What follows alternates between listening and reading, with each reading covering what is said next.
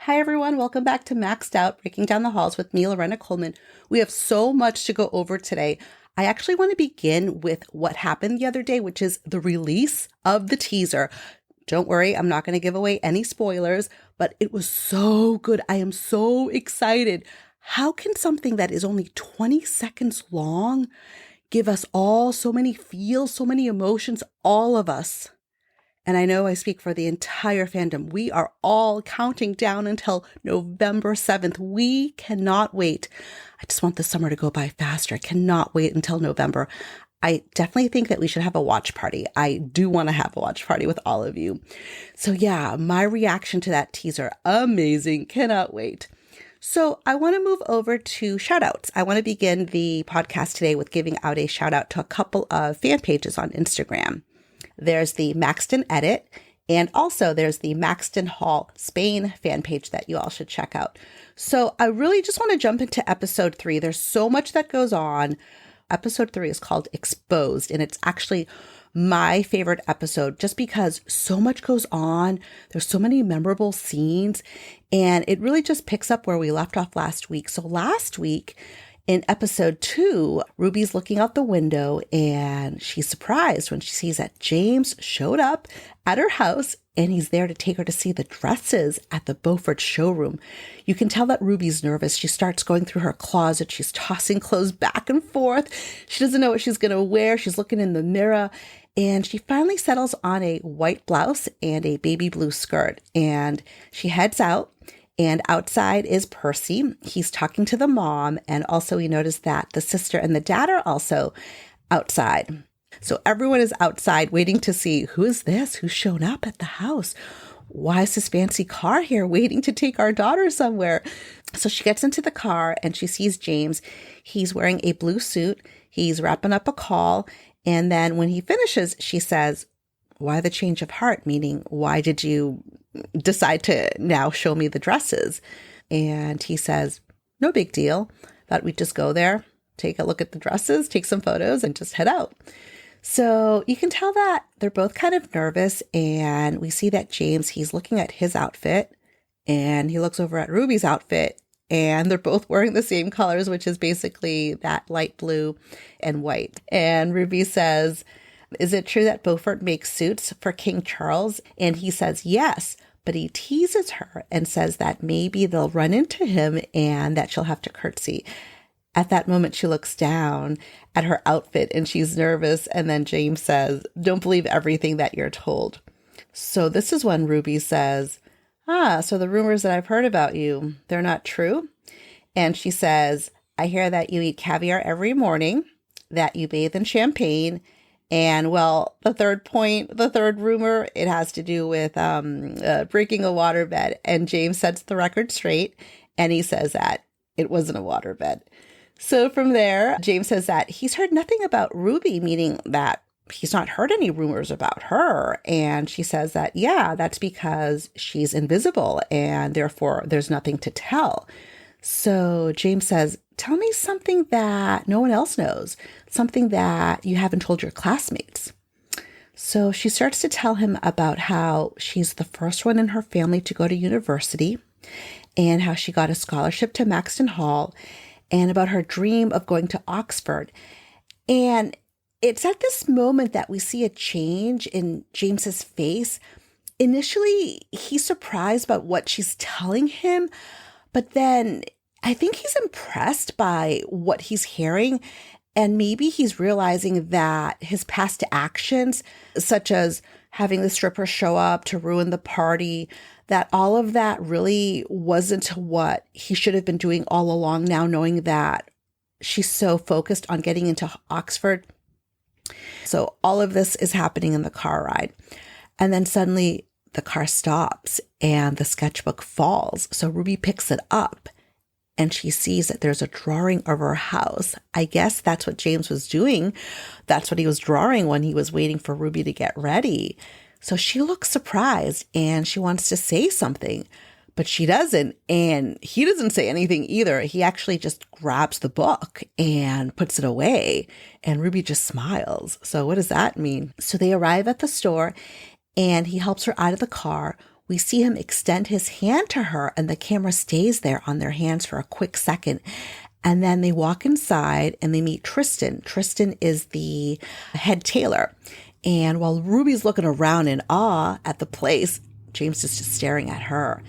And in the exhibition room, there's this gorgeous pink Victorian dress that Ruby likes.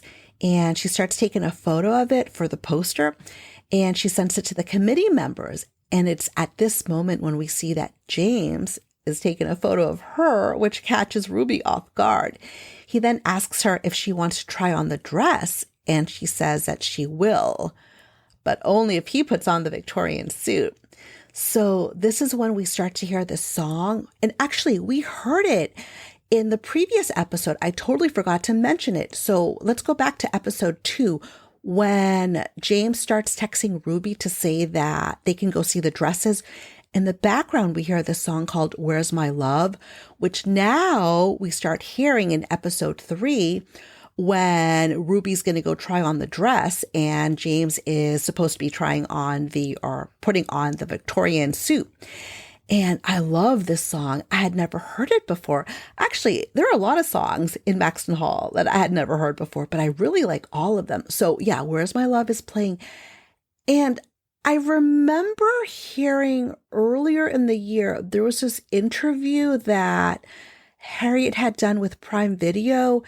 She was answering questions from fans and she was asked if she has any favorite songs from season 1 that she associates with Maxton Hall.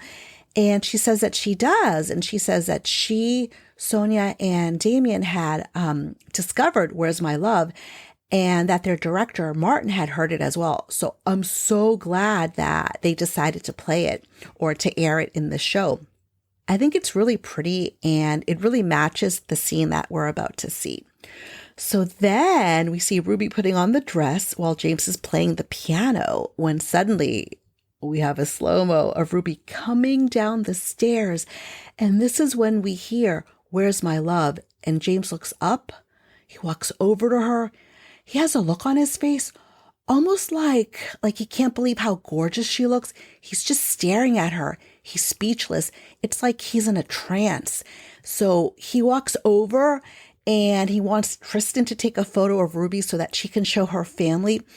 And then at this moment, Ruby, she starts walking over to the mirror and she's looking at herself, and James comes over and they're a bit playful. And this is when James, he puts his hand on her waist, surprising her while reaching for her hand. And they just look at each other. And then James takes her hand again and he bows down and kisses her gloved hand. And they're just staring at each other again. And I'm convinced that they're talking with their eyes. I'm thinking, oh my goodness, they're finally going to kiss right now. But out of nowhere, we hear Mortimer's voice. James looks stunned, as are we, the viewers. We're all stunned. And the dad looks so mean and so upset. He doesn't even shake Ruby's hand. At least the mom, Cordelia, she shakes her hand. And James, he's just standing there and he says nothing. And the dad tells Ruby that the dress, it's a bit too tight on top. So the mom says, well, maybe Tristan can work on it. But Mortimer says, Tristan has better things to do. Wow. I was just in shock that he said that. I mean, he's just so awful. He's the villain that we love to hate. Oh, and he doesn't stop here.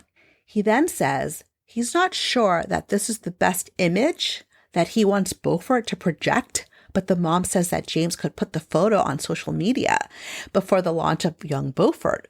But then Mortimer, he's so rude. His eyes are like daggers, and he tells Ruby that this is the dress of a queen. And basically, he's saying that she is not.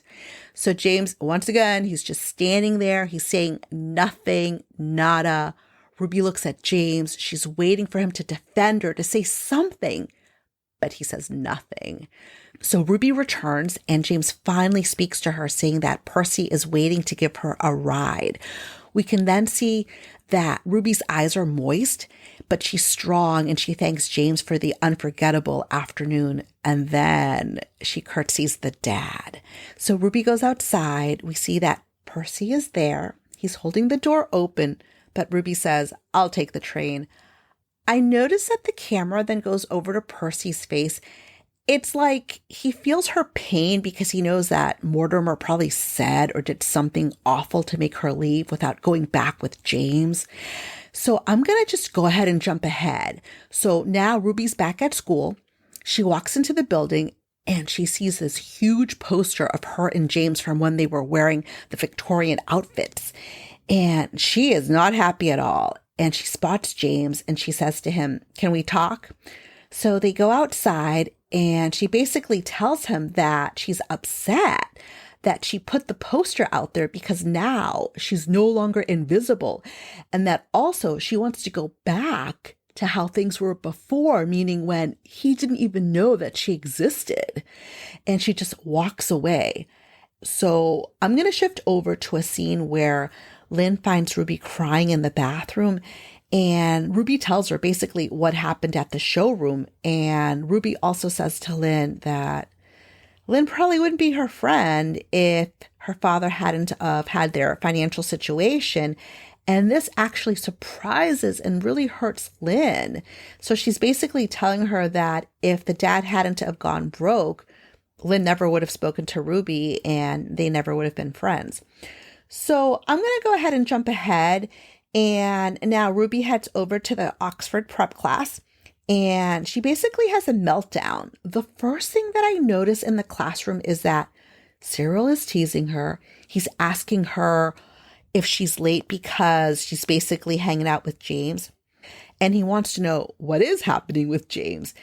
And I'm thinking, why does he care? Why does he always seem to be like in her face?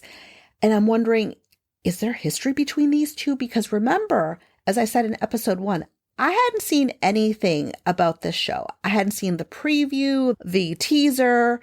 I didn't know anything. So I don't know what is going on between her and Cyril, if anything. I also noticed that Alistair is telling him to just knock it off and to leave Ruby alone. So eventually, Ruby just runs out of the classroom upset. And now she's home. We then move to her house where we see the dad attempting to make a special dish for his wife because it's their anniversary. Ruby and the dad have a really touching moment where they both cry and embrace. Suddenly the doorbell rings and guess who it is? It's James. He's actually shown up to apologize to her.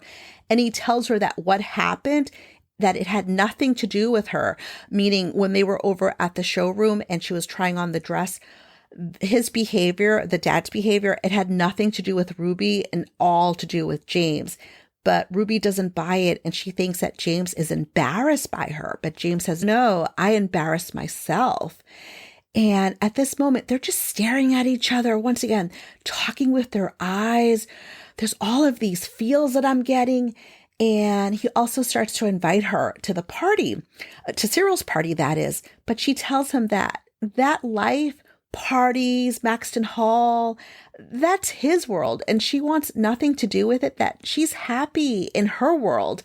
And she's better off if people like him and Cyril are just not in her life. So you can tell that James is hurt. And he also says to her that he had that poster done because he basically wanted to show the world who she is.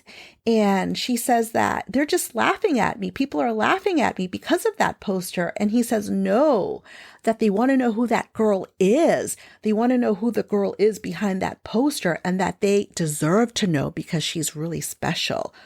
So yeah, once again, this entire scene is just getting me so emotional. And then he starts to walk away. He turns around and he says, "Ruby, you're not invisible anymore. Not to me." Oh my God. Wow. When he said that, "You're not invisible anymore. Not to me." Wow. And I should also mention that during this entire scene, Ruby's crying. And I'm thinking, is James going to go over? Is he going to comfort her? Is he going to put his arm around her? But no. None of that happened. He basically just walks over back to his car. We see Percy open the door and he gets in. So Ruby goes back in her house, and by now her sister and her mom have come home, and the sister hands her a dress bag, but it has the Beaufort logo. So Ruby runs upstairs. She opens the bag, and it's that pink Victorian dress. There's a note, and the note says, "This dress was made for you just 200 years too early, and to wear it to the fundraising gala. You look too beautiful in it not to." Signed, JMB. Wow. So now we move over to the mansion where there's a meeting that just wrapped up with Harold. Now, Harold is Alistair's dad, and he's basically now on board as an investor for that new collection that they're starting. And the dad, he is super happy, but we can tell that James, he's really not happy, and he's still upset about what happened at the showroom. But Mortimer says to him, "I did you a favor because girls like that," he's referring to Ruby, "because girls like that, they can't keep up the illusion for too long of being something that they are not." Yeah, wow. Awful. So James says to his dad, "How did you do it?" That makes the dad so upset, and they get into a heated argument. So jumping ahead, we're back at school, and it's lab time. Lynn is in her chemistry class, and some of the classmates, we can hear that they're basically bad-mouthing Ruby, and Lynn goes over and defends her. And even though Ruby had hurt her feelings, I like seeing Lynn defend Ruby. So now Ruby walks into the lab and she makes up with Lynn. She tells her that James showed up at her house to apologize and invites her to the party, but she says that she's not going to go. So now it's the night of the party, and we see James. He's drinking alone and he's watching everyone else having fun. And his voiceover says, maybe it's true. Maybe there is a chasm between his world and that of others, a kind of no man's land, and whoever crosses it in either direction is bound to get hurt. So now James, he starts to walk into the house, and he opens the door and he basically catches Alistair and Ren. So he shuts the door, walks over, takes a seat, and guess who decides to sit beside him? It's Elaine, and she goes over and takes his hand, and she starts talking about this chiropractor who introduced some technique for tension headaches. And if you listen carefully when watching it in German, you can actually hear James sigh when she's talking about the chiropractor. So Elaine says that he must be under so much pressure being the head of young Beaufort. And she says two pretty shocking things, at least shocking to me. She says that when it gets to be too much, she remembers that it will all be theirs one day and that he'll be in charge of everything. So Elaine is smiling when she says all of this, but James is just looking at her. He's not smiling. He's not like upset. He's just kind of looking at her. And suddenly he looks up. And he sees Ruby walk in, and his entire expression completely changes. So I have to go over a few observations here. In this entire interaction that we're seeing right now, James never speaks to Elaine. I also notice that the music that they're playing the entire time that Elaine is talking to James, that is, it's pretty muffled. We can hear it, but it's kind of muffled. But as soon as Ruby walks in, the music is suddenly clear. And I also noticed that when Elaine is holding his hand, if you watch carefully, you can see that James's index finger, ever so slightly, it starts to close around Elaine's hand. And I keep thinking, if Ruby hadn't have walked in, what would have happened? So back to Ruby. I am so glad she showed up to the party. She's wearing this really cute white dress. She's got a shirt over it, although I do wish she would just take off that shirt. So James is almost like in a trance. He's smiling, watching her. And I'm like, get up, go talk to her. And in the background, we hear this song that's basically the anthem to Maxton Hall, at least in my opinion, which is Moth to a Flame. Actually, I think Ruby and James own this song. So now we see Lydia. She spots Ruby. She goes over to her and she's telling her how things are over now with Mr. Sutton, thanks to her. And she also tells Ruby that if she breaks James's heart, she's done. I'm thinking it's probably going to be the other way around, but okay. So from here, the party, it's a bit wild. I think Ruby's about to leave and she turns around when suddenly she bumps into James, and we can actually hear that whack as she bumps into him. She has a smile on her face, and James says, "You came." And she says, I was thinking the past is overrated. Once again, they're talking with their eyes. They're just staring at each other, I think for about 8 seconds. And then James nods and he extends his hand. I love all the shots that they keep showing of the hands. Something so simple, yet it conveys so much emotion and it's so them. So as Ruby looks down at his hand, she smiles and it looks like she's blushing. And as she follows him to the dance floor, this is the scene. This is the scene that the entire fandom knows. We've all watched it on repeat. Don't tell me you don't know the dance. We all do. We could all do it in our sleep. So I saw the BTS and I saw that they actually had them dancing to Rihanna. So I know that we saw them rehearsing. I have one question. I have one burning question. And I know I've asked this a couple of times on some of the fan pages. And from the responses that I've seen, I know that the fandom is also wondering this one question that I have. I just need to know. I need to know if this dance to Moth to a Flame, was it choreographed or not? As I said, I know they rehearsed it. I saw that in the BTS, but I think they freestyled it because it looks like they're having so much fun. It looks so natural. And should I ever be fortunate enough to have their director, Martin, listen to this podcast even for 1 minute, I just need to know. Please tell me, was this choreographed or was it freestyled? I just need to know, as does the entire fandom. We want to know. So back to the dance scene, we see James, he's leading Ruby to the dance floor, and the rest is pure happiness. I love this scene so much. The chemistry, it is so amazing. They're basically swaying and they're in sync. They're both having so much fun. I know you can't see me right now, but I'm dancing. I'm picturing the song. I'm picturing the dance. I love it. I actually feel that this dance scene is my comfort scene. So back to the dance. So they're having so much fun. They're smiling. They're laughing. They're so happy. I love it when James uses his finger to tell Ruby to come closer. That is my favorite. I love how Ruby puts her arm around his neck and James is looking down at his feet. It's almost like they're doing the salsa move. I love it. And I love that white dress. She's looking so cute in that white dress. And then around the 41-minute and 11-second mark, James says something to her, but us viewers, we can't hear it. If anyone knows what he says there, please tell me. I'm also loving all of the shoulder moves that James is doing, and I like how he has his thumbs up while he's dancing. And now the music stops and a slow song comes on, and they're just looking at each other. Ruby looks a bit nervous, and she's kind of looking around while James is inching closer to her. And I love the way that James slowly puts his hand around her waist over her shirt. And I like how the camera zooms in once again on the hand. And Ruby, she hesitates for a super brief second as she puts her arms around his neck.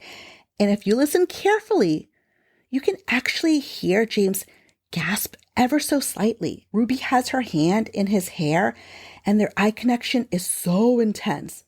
The song that they play next, I love it. And once again, I hadn't heard the song before. The song is called The Love I Give by Rhodes. Yeah, I'm picturing it in my head right now. Love that song.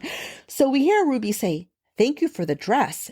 And when I watched it in English, the very first time, because remember, I had no idea that it was a German series, James says, "You deserve it." But when I watched it in German, he replies, "You're welcome." Two totally, completely different meanings. Just wanted to point that out. Then, when you least expect it, he twirls her around and you see their hands come together. Once again, another image of their hands.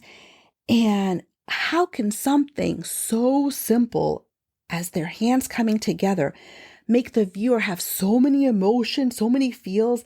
We see the gold confetti. It's coming down around them. I'm just captivated by this slow dance. I'm just like in awe. I'm just staring. I'm hypnotized by it. As I said before, it's my comfort scene. So suddenly, out of nowhere, Elaine shows up and she spills her drink on Ruby on purpose, all while making it seem like it was an accident, which we know it was not. And James, he doesn't say anything to her, but he looks at her. Yet Ruby, she has the best line. She says, "Perfect timing. It was getting hot." And Elaine is not happy about that. And she has this look on her face as if to say, did she just say that to me? And yes, Elaine, Ruby did just say that to you. So from here, James says, let's get out of here. And they head outside. They go to the pool. And he tells Ruby to wait because he's going to go grab his jacket. And we see Ruby, she's looking around and there's the pool and she's looking kind of scared. And then Cyril, he grabs her and says, we're all friends, right? I just feel like something happened between these two because he's always looking at her, saying things to her. And I think I said this before when they were back in the prep class when she had her meltdown. When I saw this for the very first time, not knowing anything, I thought, okay, there's some history between these two because why does he say, we're all friends, right? So next, he throws her in the pool and everyone starts laughing. Then we see James, he jumps in. He's got the best dive. I went back and I watched that on repeat a few times. I'm like, wow, that dive looks so good. So now in the pool, we have two different scenarios going on. We see present day Ruby and James. And we also see what I think is younger Ruby and some other guy trying to help her. So James gets Ruby, carries her out in front of everyone. He's basically comforting her, holding her so tenderly. And rather than yell so as to not startle her, he just gives Cyril a dirty look. And at this point, he realizes that what he did, tossing Ruby in the pool, that was wrong. We also see Alistair, Ren, Elaine, and Lydia. They're all coming out to see what's going on. And everyone looks concerned. If you look at their faces, everyone's got this look like, what happened? Is she okay? Yet Elaine, she looks angry. She's got her arms folded. So we see James. He continues to comfort Ruby. He's speaking softly to her. She's basically clinging to him. So now James walks to the car. Percy's over there waiting. And with one hand, we see James open the car door while holding Ruby with the other hand. I can't get over that. One hand on the door, one hand on Ruby. Wow, this guy is strong. So James says to Percy that he wants some warm clothes. So Percy gives him the lacrosse hoodie. And we see that James is helping Ruby put it on. And I liked how when he goes to shut the door, the car door that is, he shuts it really slowly and gently. So now, once in the car, James takes her hand and he's basically trying to comfort her. And Ruby's crying, she's wet, she's cold, and she starts talking about something that happened to her when she was a little girl. She tells James that she had gone out on a boat with her dad. She had her teddy bear and the teddy bear had fallen over. So she tried to get the bear and she ends up falling overboard. And at this point, the dad jumps in to try to rescue her when out of nowhere, this boat comes and actually hits the dad. And from there, Ruby tells James that she's the reason that he's in a wheelchair. And at this moment, she falls into his arms crying. This was so sad. And the viewer truly feels Ruby's pain.